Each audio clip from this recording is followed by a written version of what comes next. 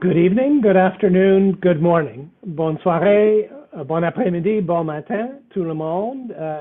Hello, everybody. Welcome to our friends from North America and Asia and around the world. My name is Jeff Nankivell, and I am the President and CEO of the Asia-Pacific Foundation of Canada. It is my great pleasure and privilege to welcome you to this webinar. It will be recorded. It is hosted by the Asia-Pacific Foundation of Canada and the Center for the Study of Global Japan at the Munk School of Global Affairs and Public Policy at the University of Toronto. And you will know, if you have joined us, that today we'll be talking about Japan, the Indo-Pacific, and lessons for North America, economic security, interdependence, and supply chain resilience. Now, first of all, I'd like to note that the places Canadians call home are the traditional territories of many First Nations, Métis, and Inuit peoples. APF Canada headquarters, where I speak to you from today, are on the traditional, ancestral, and unceded territories of the Squamish, Musqueam, and Tsleil-Waututh peoples. And our colleagues at the Munk Center in Toronto are joining us from the traditional land of the Huron-Wendat, the Seneca, and most recently the Mississaugas of the Credit River. We are grateful to Canada's Indigenous peoples for their stewardship and collectively committed to the process of reconciliation. Our discussion today is on lessons from Japan for Canada and the USA with respect to economic security, interdependence, and supply chain resilience. This is very important for us here in Canada as the government of Canada and with various partners and institutions works towards elaborating a new Indo-Pacific strategy for this region. We're very fortunate today to have a cherished collaborator, Deanna Horton, as the moderator for today's discussion. Among Deanna's titles, I would say first and foremost that Deanna is a distinguished fellow of the Asia-Pacific Foundation of Canada. She's also a senior fellow at the Munk School of Global Affairs and Public Policy, and has had a diplomatic career, a very distinguished diplomatic career, including serving as Canada's ambassador to Vietnam, but she also served on postings over 12 years in Japan, culminating in a posting as a Deputy Head of Mission or Deputy Ambassador of Canada to Japan. So it is my great pleasure today to welcome Deanna and to hand over to you, Deanna, to introduce our speakers and to commence the moderated discussion. Thank you. Thanks, Jeff. Good afternoon and good evening, everyone. Nihon no minasama, ohayo gozaimasu.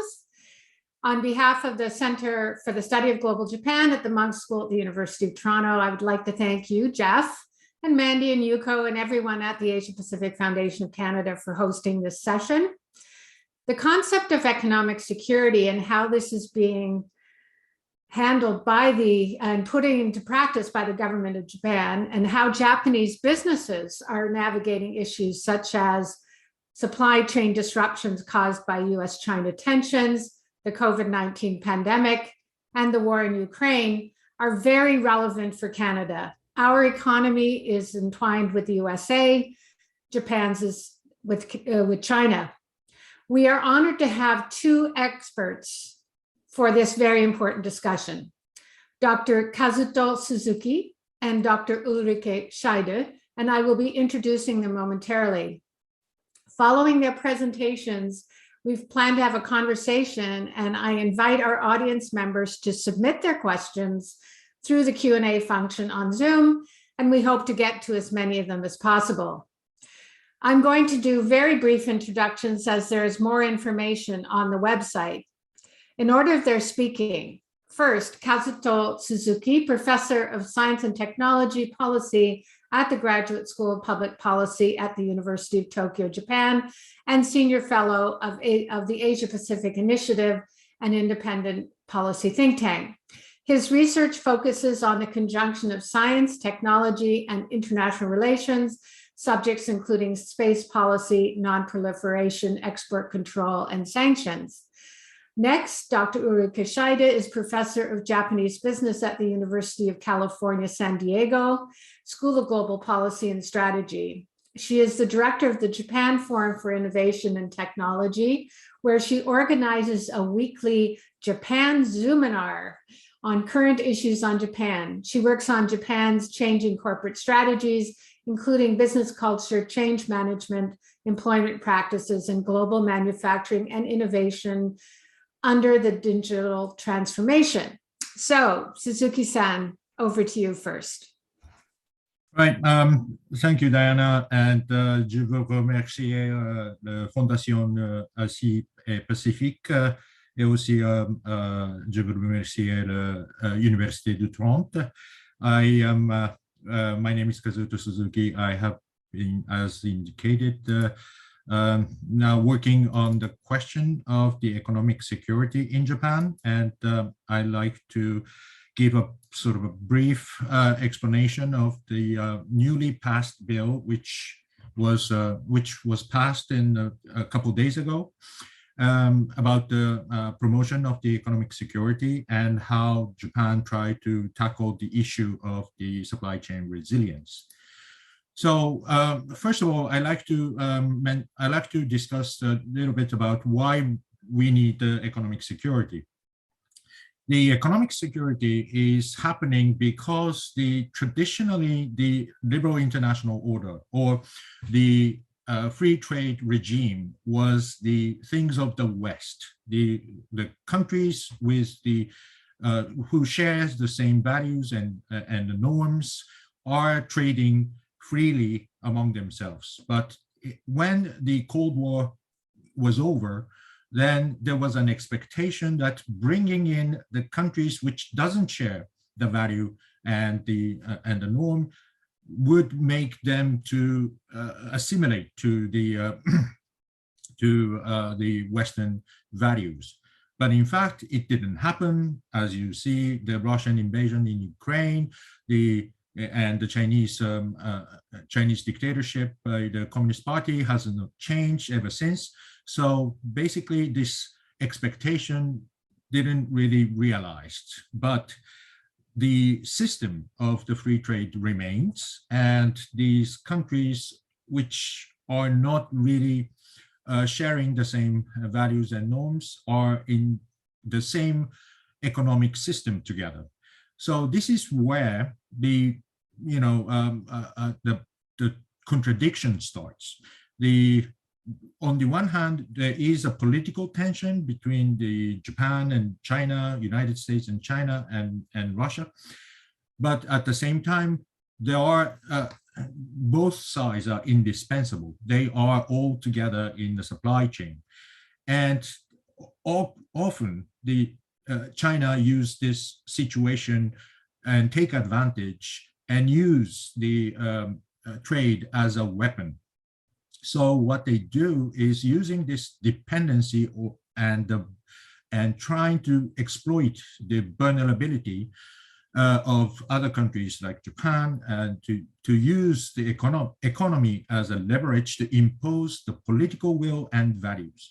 And this is where it is very important because Japan has experienced this exercise of the economic coercion or economic statecraft by China in 2010, when a Japanese Coastal Guard ship was collided with the Chinese fishing boat, and when the Japan captured and arrested the captain of the fishing boat, China stopped exporting the rare earth mineral, which is essential for building the hybrid cars, and China put pressure on Japan to release the captain by stopping the export of the rare earth mineral.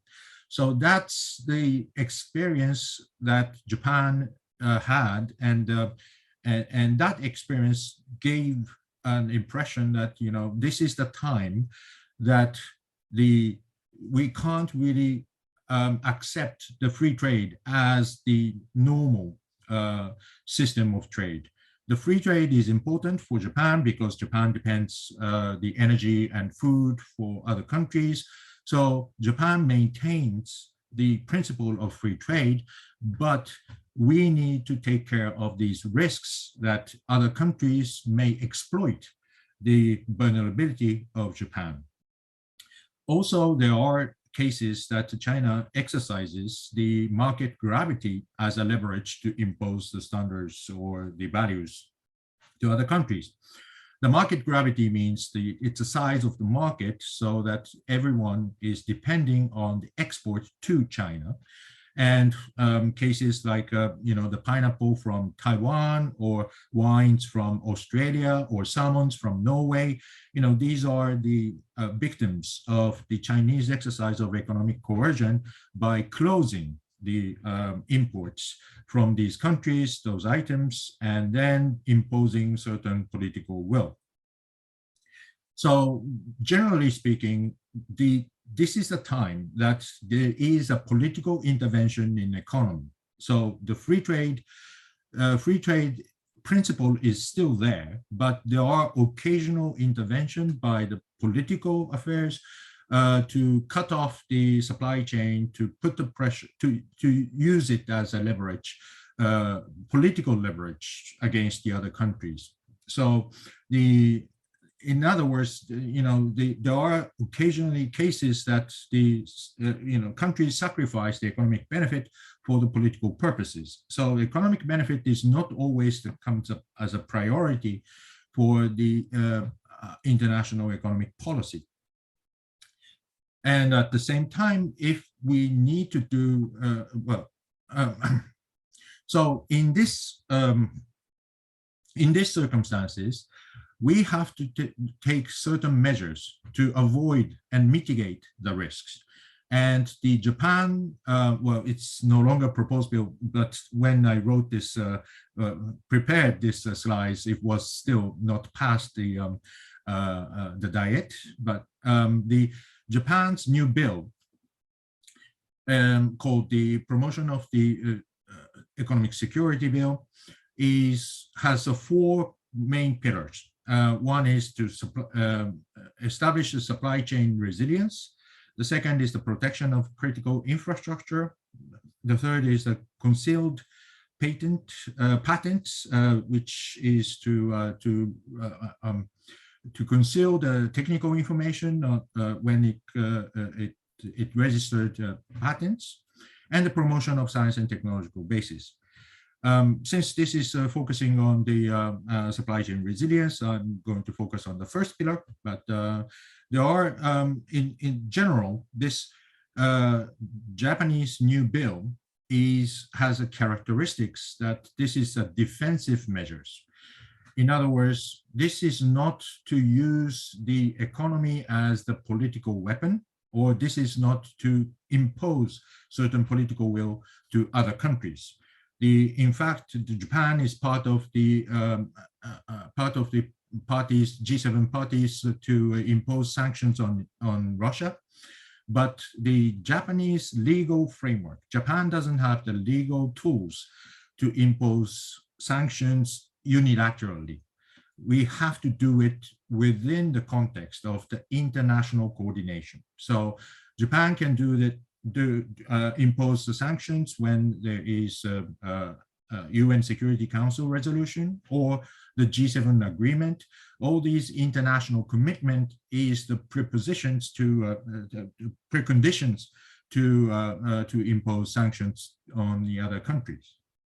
So the Japanese new bill on the economic security is all about assuming that China will exercise the economic statecraft, and the government tried to convince the business that this is a security matter. That's why it's called the economic security, rather than focusing only on the supply chain resilience. This is a security issue to avoid the intentional harm by China. So in order to protect ourselves, we need to limit and put some regulations on the activities of the companies in China and towards China, and also imports from China. And what is also interesting is that there is a lot of questions, not only about the issues with regard to China, but also with United States. So even Japan and United States are allies and trying to to make this economic alliance as well. So the United States is now proposing the Indo-Pacific Economic Framework, or IPEF, and this IPEF is the way to improve the resilience of the supply chain and enhancing the data security, etc. But again, there is a suspicion in Japan that the United States is taking this economic security as the protectionist measures. For example, the Buy American Act is a typical case, and there are some difficulties for the Japanese companies to penetrate into the American market. So there is always the tension between the government and the companies or businesses that under the name of economic security, there is a potential that it can be used for the protectionist measures. And the company doesn't, some company are happy to have the protectionist measures, but most of the Japanese companies are benefited from the free trade and especially the trade with China. So it needs to be it needs to make a distinction from the protectionism, and also needs to be distinguished from the economic statecraft, which is a very offensive one, and the economic security, which is more defensive one, and to avoid the risks. So this is the situation of the interdependence with China, and if you look at the left-hand side, this is an export to China, and Japan, the share of China is increasing, so as South Korea and Taiwan and the rest. But if you see the major East Asian countries, there is a growing increase, including Australia. But if you see on the right-hand side, then the imports are quite different. The imports from China is rather different. The situation is rather different in United States, Japan, and Germany or Europe. The Japan heavily depends on the imports with China, and there is a lot of items which is more than 50% of the total imports. That means that Japan is not just depending on China as the source of material or source of the natural resources, but there is a mutual trading system. Japan imports a lot from China, and also Japan exports a lot to China. So the situation here is the interdependence with China is much deeper compared to other Quad states. Perhaps Australia is much closer to Japan, but there is a gravity on the both sides. Both sides depend on each other, and therefore it is Japan and China is on the sort of a mutual deterrence system. If there is the means to use the economic coercion. However, as I said, the Japanese legal framework doesn't have there is no legal tools to exercise the economic coercion. So we again is taking the sort of the self-defense mechanism to establish the economic security bill. And also the impact of the U.S. China tension is one remarkable. There is a remarkable impact on the Japanese economy. On the one hand, Japan is taking the similar position on the issues of the critical infrastructure, for example, the 5G, and excluding the Huawei. We don't have the explicit legal tools to exclude Huawei, but we are exercising de facto exclusion.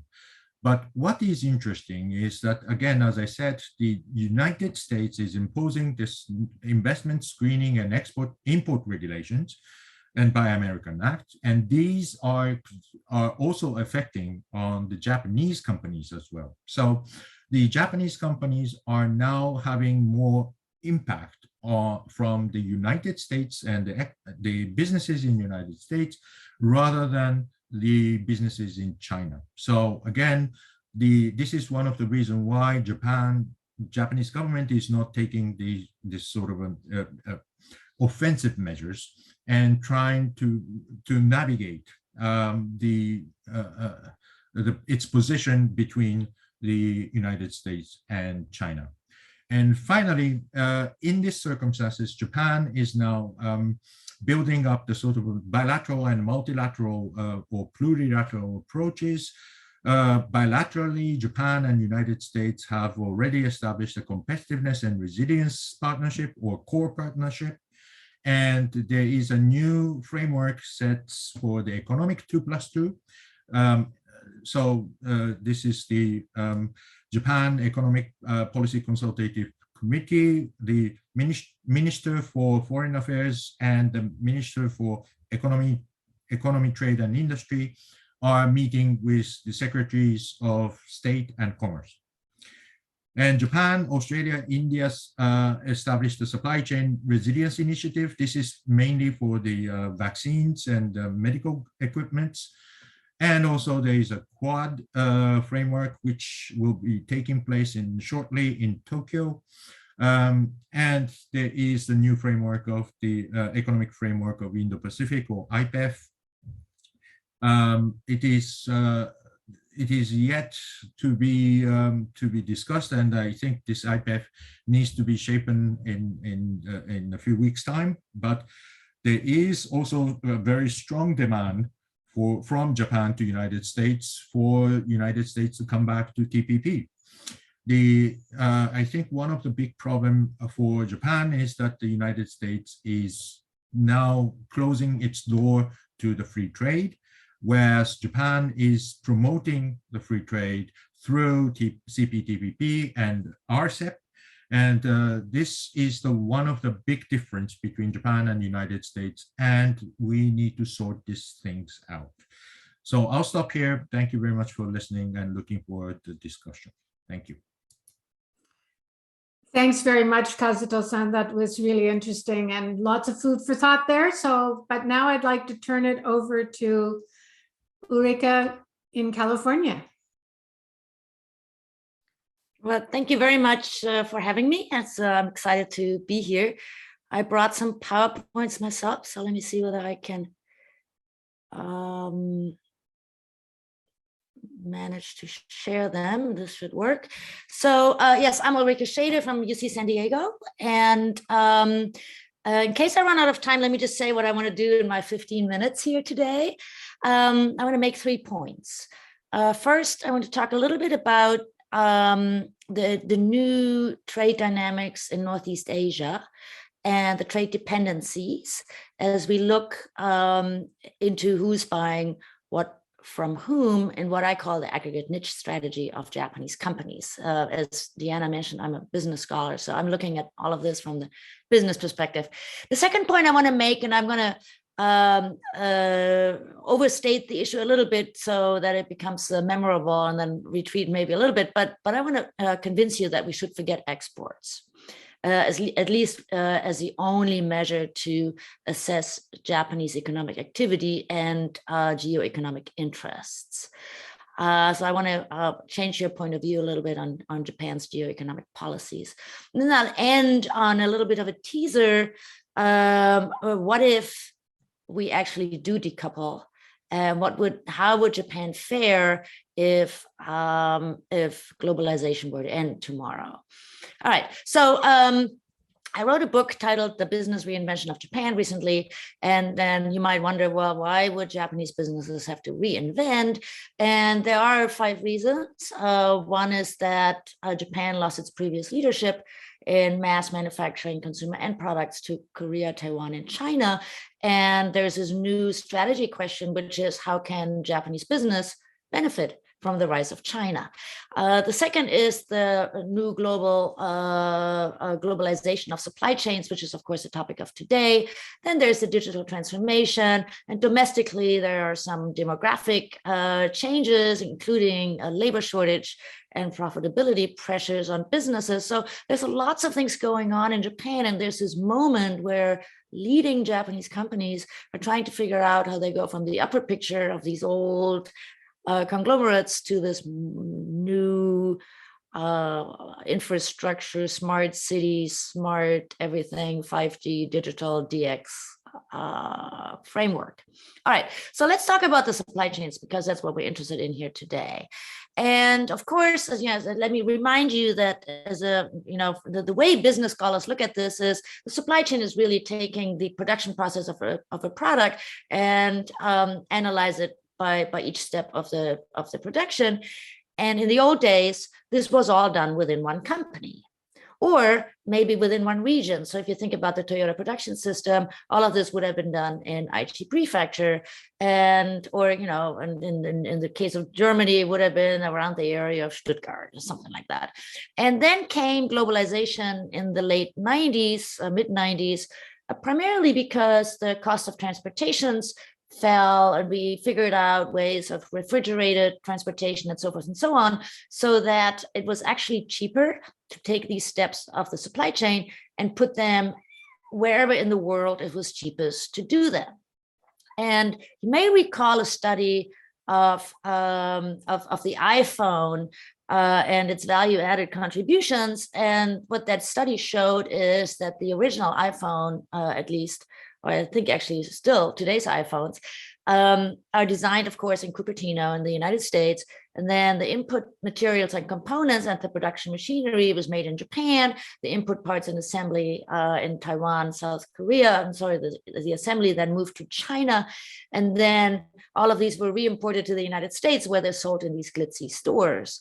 And this was a challenge for Japan because in particular, China took away Japan's, as I just mentioned, Japan's competitive advantage in assembling things.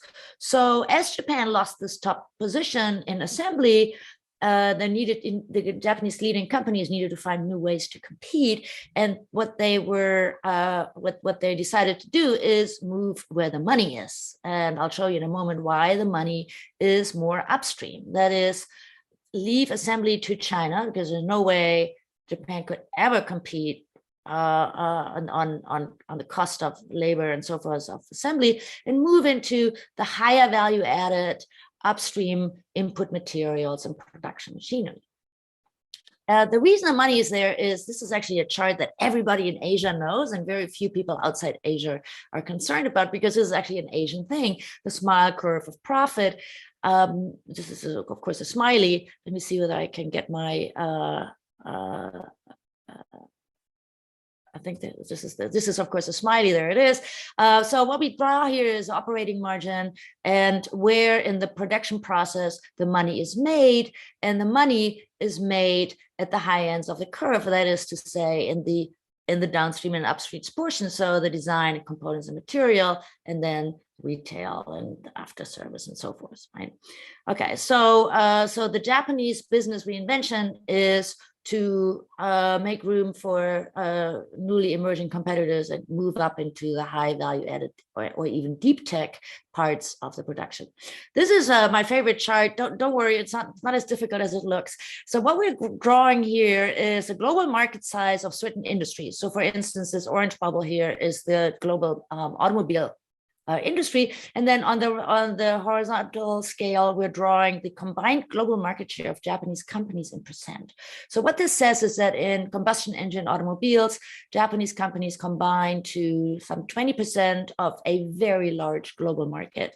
And then this here would be the hybrid cars, the Prius in particular, where Japanese companies have 80%. What I'm interested in is not so much these big bubbles, but these tiny little bubbles on the 100% line. And this is these are sort of the Milky Way of the new reinvented Japanese strengths. This would be in electronics and electronic parts and equipment and materials and these deep tech input materials that I was just talking about. Let me blow this up for you a little bit.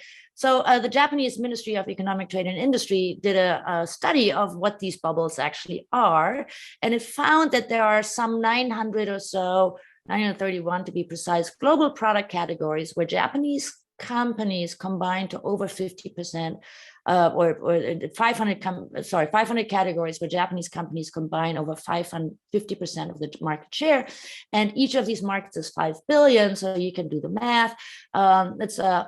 It's quite some money.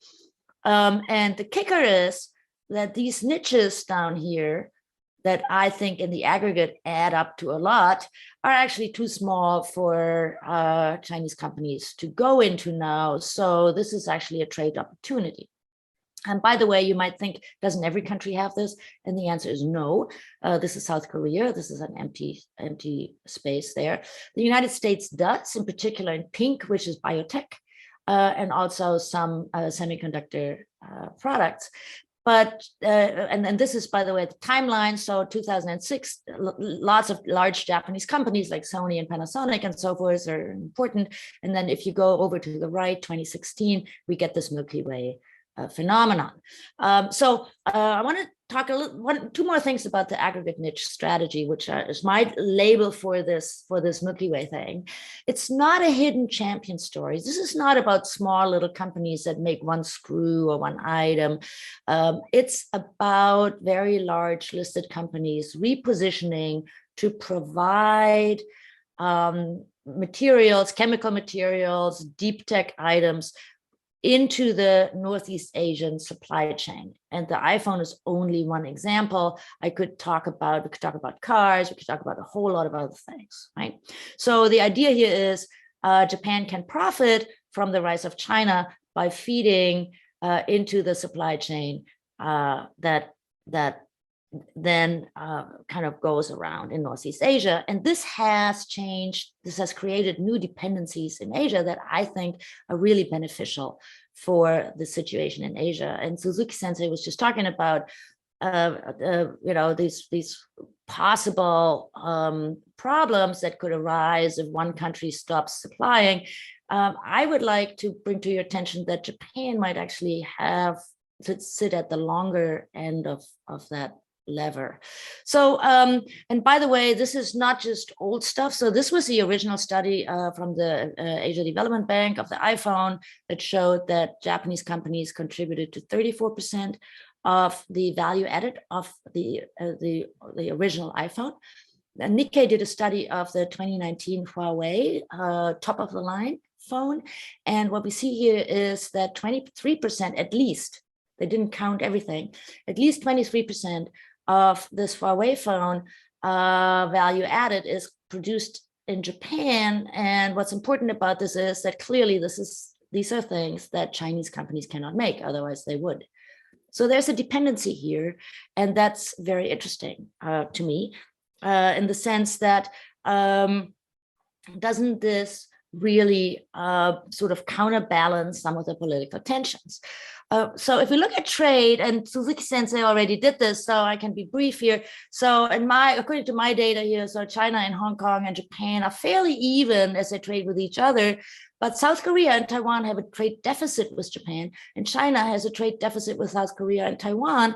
And so at the end of the day, all of these places need some input from the upstream portion of the supply chain to make what they want to make.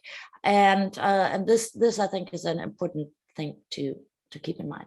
All right, so that's my first point. The aggregate niche strategy is potentially stabilizing because it may override some of these political challenges simply because business need each other. But then I'm going to make the second point, which is forget exports. This is a little bit overdrawn, so I will withdraw this and soften it a little bit. But I want to bring your attention to something that I think was going to become more and more important. So first of all, the role of export. Of course, they are important. But if you look at, so this the blue line is the percent of workforce in manufacturing within Japan domestically, and the red line is the percent of exports to GDP. It was declining for a long time, and then it was rising. Part of that may be my aggregate niche story, or part of it may be that exports are growing and GDP is stagnant. And so as a percentage, export looked more important in recent years. But what's much more important than export, I think, is actually foreign direct investment. And here on the left-hand side, I have annual FDI flow, and I'm focusing here on the United States. Sorry, I know we're in Canada here, but for the United States, it's actually a much more drastic story from the Japan perspective. So what you see here is that year on year, this is 1983, the bubble burst, and then we have the global financial crisis, and then we have 2018, the announcement of the trade war by the United States. So there's up and downs, but overall, the trend line is up. If we look at the stock, Japan outward FDI into the United States, the stock is up, no matter what, right? And this represents in recent years 30% of overall FDI, of FDI. The 30% of overall Japanese FDI was directed to the United States. Most of the recent FDI of Japan is into Asia and Southeast Asia. All right, so this is total numbers of Japan's global production network. By the way, these are difficult data to gather, so these are estimates.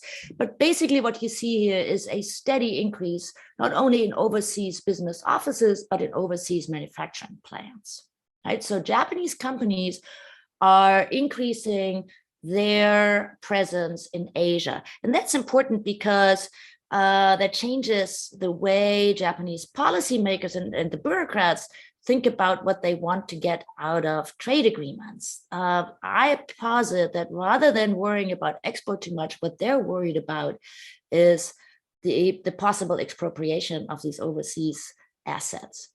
All right, the other thing that's important about this, and then I will have made my point, is that this is up. So net sales is this chart. Net sales by Japanese overseas subsidiaries, manufacturing and non-manufacturing. So the red would be what the trading companies are doing or what sales offices are selling, and gray is automobile makers in North America, NAFTA and so forth. Not called NAFTA anymore, but the North America trade realm. So note this, Japanese GDP is roughly $5 trillion. This line here is indicating that the foreign sales by Japanese subsidiaries is about $3 trillion and has been growing over the last decade.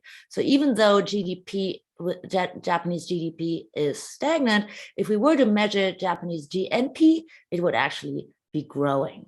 And so it's not true to forget exports, because what the Japanese FDI positions, so for instance, Japanese companies in Vietnam are still exporting. But I posit that Japan's recent geoeconomic strategies, whether that's a TPP or a CTPP, whatever that's called now, are not only about trade, they're also about protecting these Japanese assets. And we also should think about those global production sites when we want to assess Japan's overall economic performance. All right, so with that, let me end on a what if, and that is, imagine the worst case scenario for a moment, namely that we're doing a U-turn on globalization. How bad would that really be for Japanese businesses? You know, that's and Suzuki Sensei previously just gave us a little bit of a bad image there. Well, we won't get the soybeans from China, we won't get this, we won't get that. But I would like to argue that actually, of all of the countries in Asia, and particularly in Northeast Asia, Japan would fare the best. It wouldn't be easy, but Japan would fare the best. And the reason is that Japanese companies, or the Japanese economy, was actually built on having this entire supply chain. So if you go back 40 years, whether that's Panasonic or whether it's Toyota or the car companies, all of this used to be made within Japan pre-globalization. So if we were to end globalization, it would actually be fairly easy for Japan to rebuild this entire global supply chain domestically, whereas China and South Korea cannot do this because they don't have these input components for high-end parts. So I posit to you that Japan might actually be able to look at this in a much more relaxed way than at least some of the Chinese businesses and South Korean businesses are doing. And so on that possibly thought-provoking note, I hope, let me stop my share and see what everybody else has to say about that. Thank you very much. That was absolutely fascinating. So I'm going to give Jeff Nankerveld the first question, but before that, I'd like to invite Kazuto or Ulrike to comment on each other. If you have any questions or comments for each other. Okay, let me just start. Thank you, Ulrike, which was excellent and very encouraging for the Japanese businesses that, let's stop the globalization kind of work. But one of the things is that, yes, you have mentioned about the Milky Way, and I think, Japan is spreading all over, and that's an encouraging sign, and we are aware of that. But the problem is that there are some particular items that is depending heavily on the suppliers in China. For example, since last winter, we have lots of complaints about the people who are not being able to have a boiler for the Japanese bath. And one of the reasons why is that there's because of the shortage of the semiconductor, that's for everyone, but B, because of the lack of the wire harness. And I think you mentioned wire harness somewhere in your Milky Way chart. And even though it is not, China is not 100% global share, but the Japanese supply chain depends almost entirely to the Chinese vendors. So how do you see such, the particular formation, not just the global share, but the particular formation of the supply chain, and what will be your advice to the Japanese businesses to avoid such crisis? Yeah, so thank you. That's a great question. So let me just say, I think if we were to totally unglobalize, so my what if scenario would be difficult for everybody. I mean, this is not a good scenario. Let's not go there, right? I'm just saying, if that were to happen, that that the dependencies within Northeast Asia might actually Japan could possibly do it. China and South Korea could not. Therefore, the business interests will not be served with untying this, right? The shock would certainly be a couple of years, because Japan would now have to relaunch, companies that make wires, right? The harnesses Japan can make, but they don't make the wire anymore because it's a low-end product. So nobody has wires. Ooh, where do we get the wires, right? Okay, fine. So Japan could rebuild that, but you don't do that overnight. So then you get these shocks in the supply chain. So I've looked at, I didn't bring them today, but I've actually looked at the Japan-China trade by product category, and it's not balanced. So for instance, another thing that the world would not have if we were to completely uncouple would be desktop telephones, because Chinese companies have 100% of desktop telephones. Now, how many people still have a desktop telephone? I actually just gave mine up.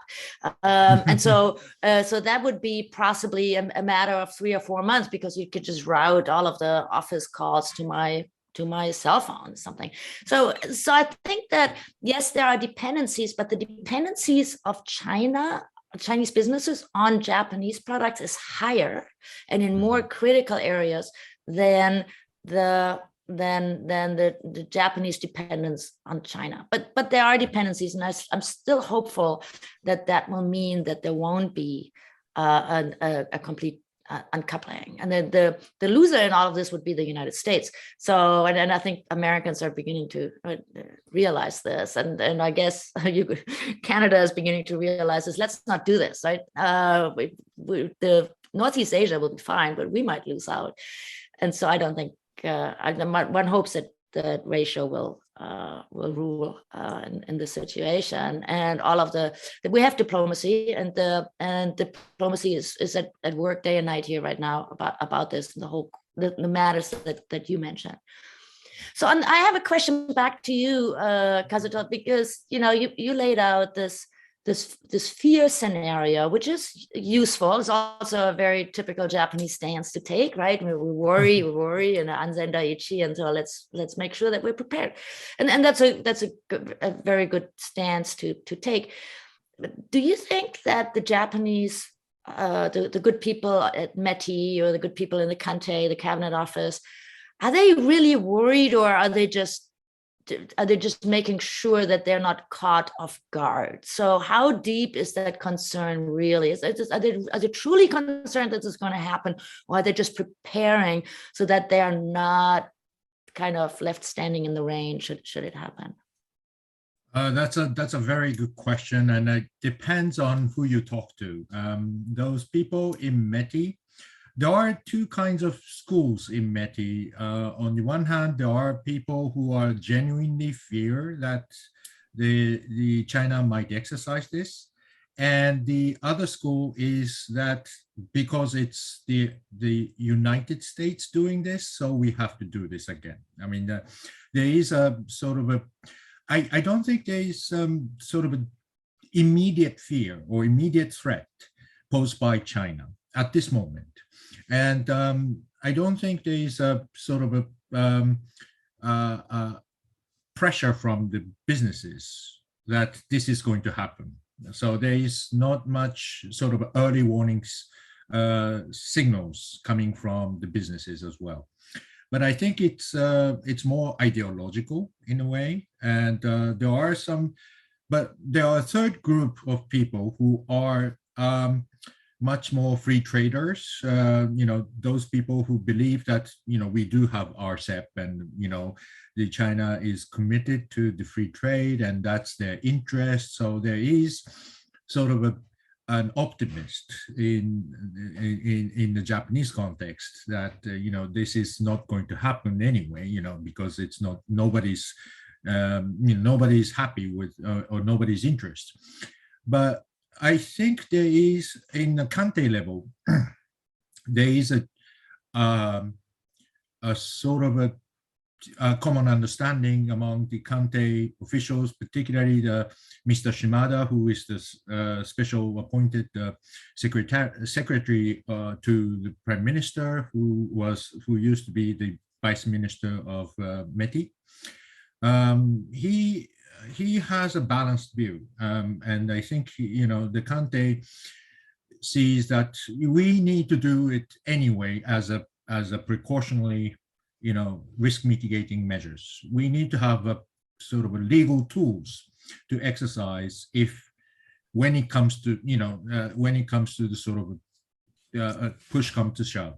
So there is a general understanding among the politicians that, well, of course, in the LDP, there is a much more hawkish view prevailing against China. So, there is a people who are pushing this economic security issue forward. Mr. Amari and his Mr. Kobayashi, who is the Minister for Economic Security, who is a protege of the Mr. Amari, are pretty much keen on this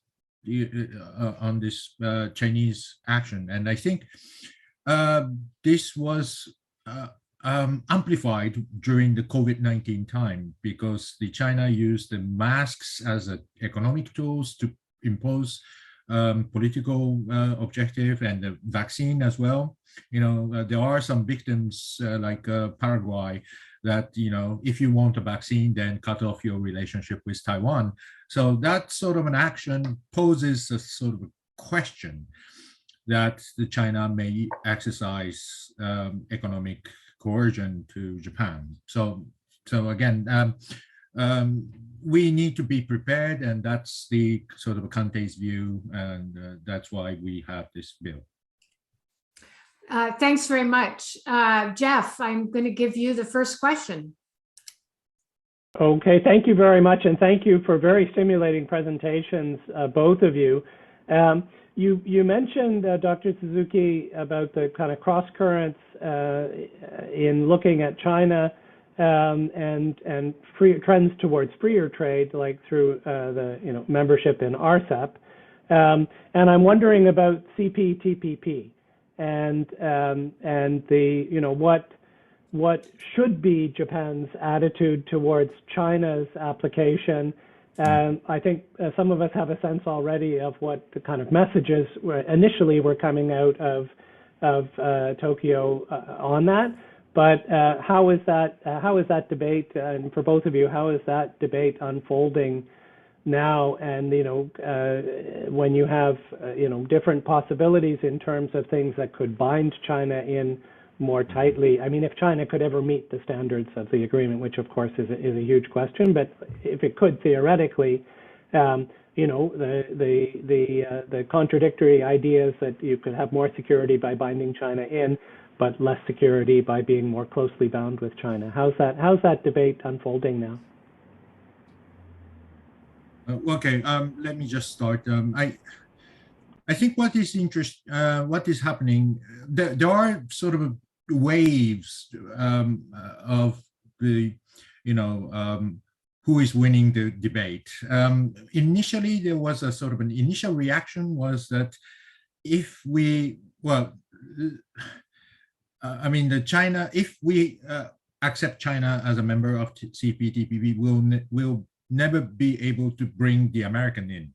So Chinese membership is out of question. So that was the sort of initial reaction. And there was a sort of a very dire need for Japan to bring American back to the CPTPP. So that was the first one. But gradually there was a different strategy coming out, and which is that let's take this as an opportunity, and Japan will have, this is a rare opportunity that Japan has the veto power to what China wants. So China is demanding to the membership, and we can say no unless China complies with the CPTPP rules. So this is the a very good opportunity for China to reform itself and impose certain regulations and standards. And if we can verify that China complies with the CPTPP rules, then we'll be able to discuss its membership. So that was the basic position at this moment, I think. Of course, there are still a lot of debate going on, so I wouldn't say this will be the sort of a future course of Japanese strategy, but I think this is the sort of a reasonable direction of the Japanese attitude towards Chinese application. Ulrike, did you have any comment on that? So I think from the business perspective, I'm talking about these leading companies that have these global production networks and so forth. They observe this, of course. It's not, like I do. It's not their thing. But what they want from the government really is two things. One is the one that is, as let's have free trade. Let us ship this. No tariffs, no complications. Easy in and out of the port. Make it easy for us to do business. And the second is make sure that our investments abroad are safe. And I think this is the whole. This is rarely talked about in these negotiations. I have not heard Japanese trade negotiators say, let's include a clause, that doesn't allow you to expropriate or something. But what the government is doing to accommodate these needs is has created its own insurance scheme that was part of METI and is now, it's called NEXI, and it's now standalone, and it's getting bigger and much more powerful. And that is a very interesting development to watch for me, is how businesses is shaping what the bureaucracy is doing in terms of facilitating foreign relations, right, and trade. I think we're approaching a version 2.0 of what the Métis trade policy is all about. So it's an interesting moment in time. I haven't really seen a lot of research about this, so maybe Professor Lipsky or others at the University of Toronto can have some smart PhD students work on this. Thank you. I wanted to ask about economic coercion. So in terms of Canada's experience, I mean, obviously we have had experience with the US on protectionism. And I guess my question is about how can Canada and Japan work together in terms of, we're also working on an Indo-Pacific strategy, but how can Canada and Japan work together on economic coercion? And also, there's also the challenge that, and I think you brought this up a little bit in your presentation, Kazuto, in that, there's a mixture between how you on being defensive and how you work all that in, where you don't have too many people acting on the defensive, which ends up being self-defeating and creates a situation that will not be beneficial to anybody. So I think Canada and Japan have a lot in common in that we both have strong interdependencies with a major neighbor. And so I'm just wondering how you think we could work together on that. Right. Well, that's two tough questions. First of all, I think you need to be, when you're trying to face the economic coercion of the big countries, the only way to avoid this is to diversification, diversify the network of suppliers and network of the export destinations, and try to find a sort of alternative ways, because yes, of course, the bigger economy is you tend to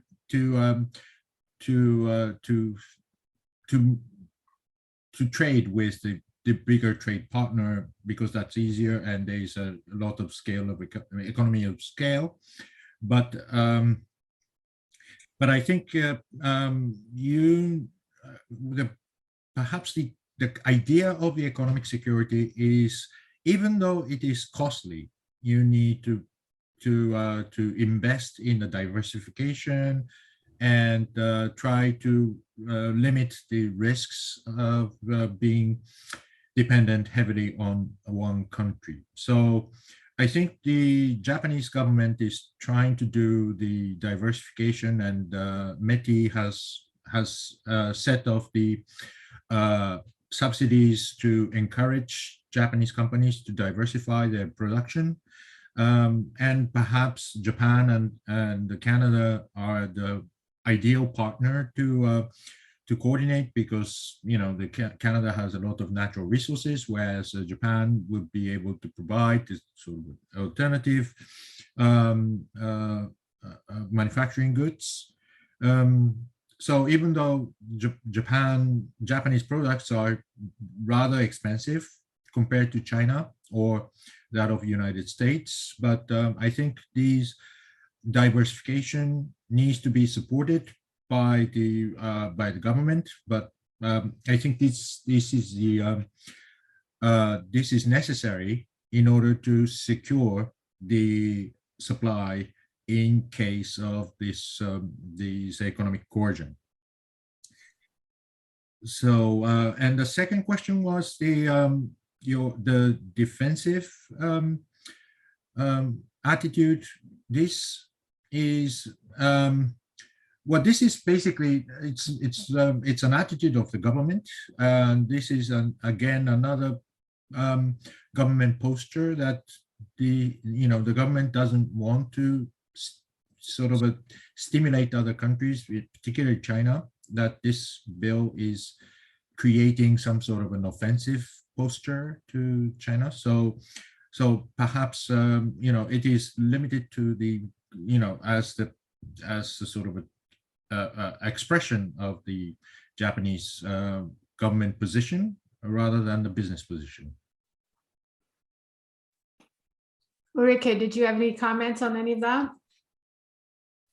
So, Canadians are wonderful people. Everybody likes Canada, right? There's what's not to like about Canada, and Canadians are known to be nice and so forth and so on. And so I think that really is a big advantage.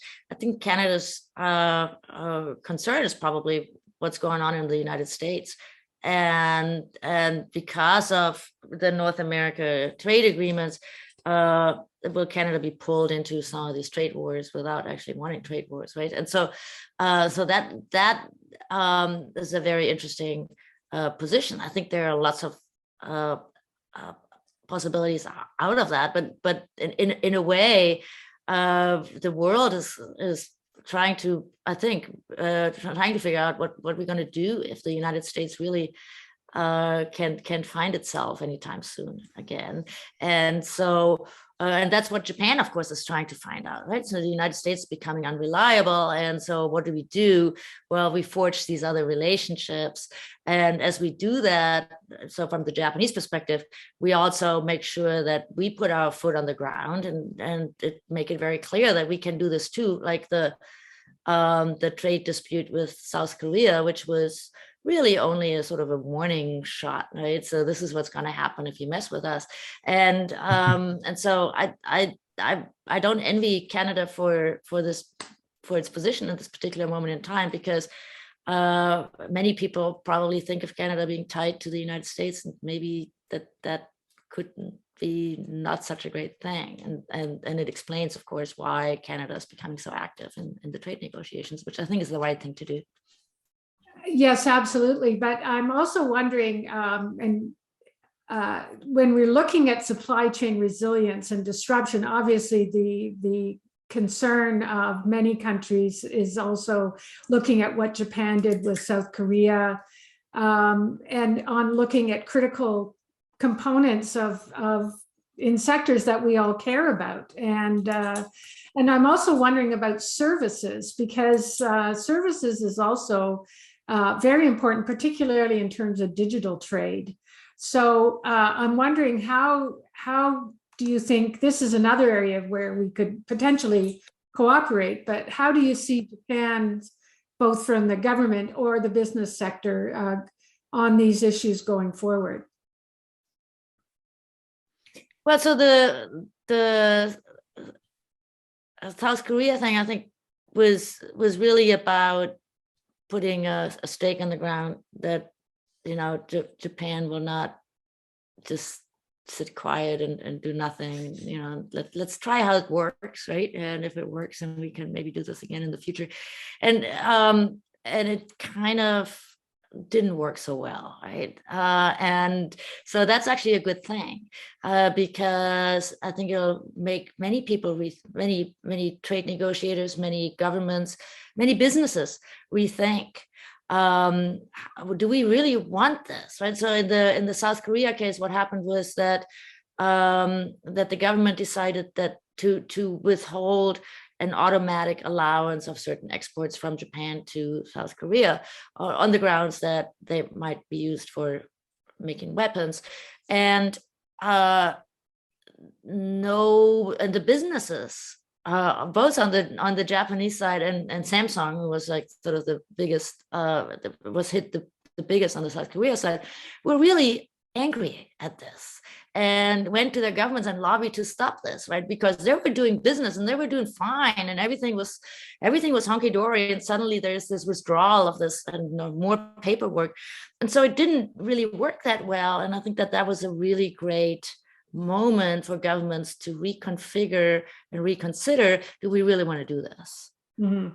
And we might lose our business support if we do this. And the businesses, and it's not good for the country to hurt our own business. So why are we doing this?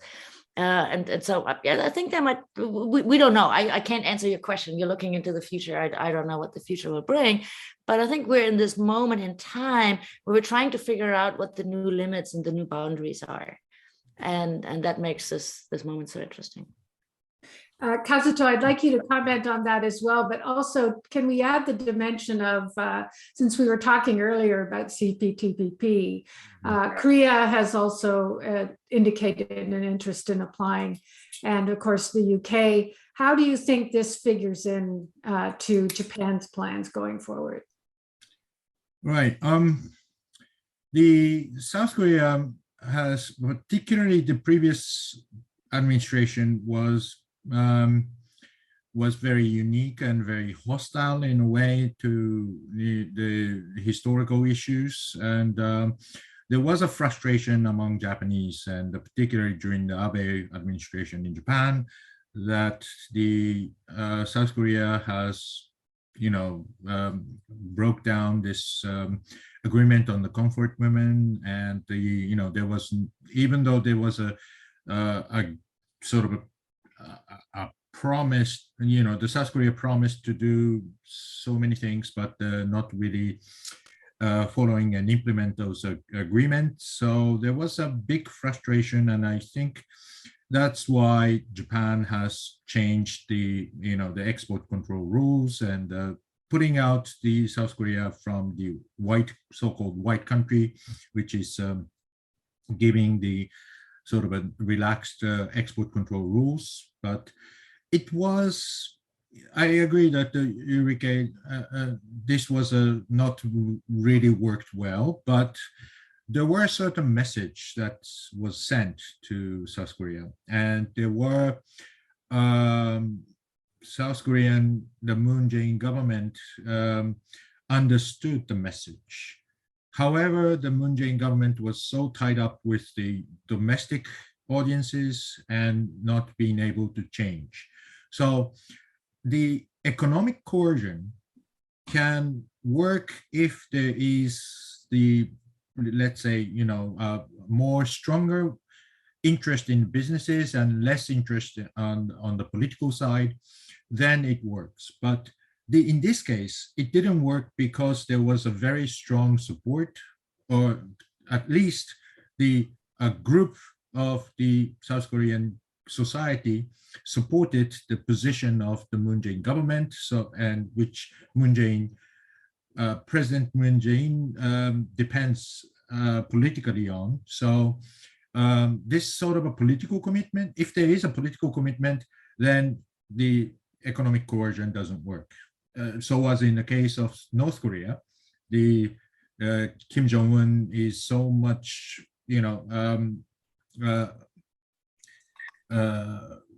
the denuclearization does not happen no matter how much you put the economic sanctions on it, because that's their existential problem. So the economic means is effective when there is the balance between the political commitment and the economic calculations. And if economic calculation is bigger, then the government may change its behavior. But in case of South Korea, the political commitment was much stronger. So this Japanese economic coercion didn't work. And I think that's what we learned from this case. Concerning the CPTPP application by South Korea, this is somewhere behind the issue of the Chinese application. Yes, the South Korea is a possible candidate, but Japan and South Korea and China are all members of the RCEP, and the CPTPP is not high on the agenda between Japan and South Korea. So unless there is any particular countries which support the South Korean application, the issue with regard to the Chinese application as well as Taiwanese application comes much higher importance. And before that, UK application is much more important. So what we expect as a sort of a long-term strategy for CPTPP is that we discuss with UK UK set the precedent, and then that will be the sort of a reference point for China to accept the. So that will be the case of the the new accession to the CPTPP. China will do exactly the same as UK did, and if we accept China, then we'll talk about the South Korea. So that's the sort of a long-term stages of the accession to CPTPP. So China before South Korea. That's interesting. Yeah. We're running out of time. There's still a few questions. One of them is on energy, and we haven't talked about that. So because of what's going on in the world, there's a lot of energy supply disruptions happening. This is another area of potential collaboration, of course, between Canada and Japan. But how does, in terms of Japan's resilience, how's Japan going to be dealing with these energy supply disruptions? Right. I mean, as you know, that Japan has no energy resources at all. So gas and oil are all imported, or 98% imported. And the big concern is how to stop supply from Russia. And Japan is importing about 4% of oil and 8% of gas from Russia, mainly from the Sakhalin. And what we are trying to do is to reduce the imports from Russia. And Japan always have this problem of energy security. Oil, we depend, 80% of oil comes from Middle East, and we have already been have a mandatory stockpiles and strategic stockpiles together with the private stockpiles. So this is perhaps the very limited way, but this is the way to diversify the supply and improve the resilience. In terms of gas is much more difficult to stockpile. So we are trying to diversify, and unfortunately, because we depend heavily on the Middle East, Qatar, and Iran. So before the sanctions on Iran, we try to diversify the supply of the oil and gas, and that's why we invested in Sakhalin. And now we have to stop the supply from Sakhalin, so we are now looking for another supply. But there is no way, this is our destiny, and we have to live with the higher oil market, higher energy market, and that's and the only way that we can do it to mitigate that risk is to have a stockpile. But that other than that, we need to use the technology to replace the fossil fuel energies to the hydrogen or ammonia, or things like that. In terms of the relationship with Canada, yes, of course, Canada is a very potential. I mean, Canada has a potential for the energy supply, and I think, as far as I understand, the Japanese government is trying to enhance the energy cooperation with Canada. But I think at this moment, there is, because of the lack of infrastructure, etc., the oil sand, etc., are not really the primary target of the resources. But anyway, I think in the future, I think we need to develop the sort of a common energy strategy with Canada, and that will be the good source of the diversification of the energy supply to Japan. Hi, I'm sorry, we're out of time. So I'm going to now turn to back to Jeff. And here I am. So the main thing that's left for me to do is to give a huge thanks to our speakers, Dr. Kazuto Suzuki and Dr. Ulrike Schaede. A big thanks to Deanna Horton and our colleagues at the Center for the Study of Global Japan at the Munk School of Global Affairs and Public Policy.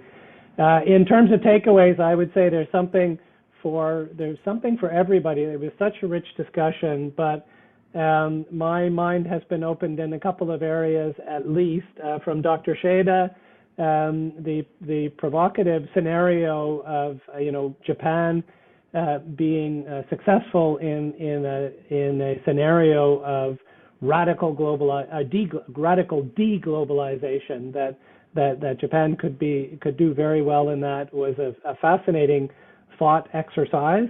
And maybe like some others, I was interested to hear the idea from Dr. Suzuki that China could get into CPTPP before South Korea. Lots of other rich things to take away, and thank you again so much to our discussants. I'd like to say also, having looked at the participants list, it's wonderful to see names of people that I've known over the years, and since I'm new in my position here at the Asia Pacific Foundation of Canada, only since September, I would love to reconnect with you, and you can email me at jeff.nankervel@asiapacific.ca, and I will put in a plug for our Asia Watch newsletter, which you can sign up for at our website, asiapacific.ca. And there you can get very short, very concise, and very analytical summaries of 4 developments in the Asia-Pacific region twice a week with a Canadian perspective. I commend it to you for your edification. Thanks all for joining. Thank you, Mandy, so much for the technical support. And we look forward to getting together with you again soon. The webinar has been recorded, will be available online soon. Tell your friends and colleagues, and have a terrific week. Thank you very much. That's it from me here in Vancouver. Bye-bye.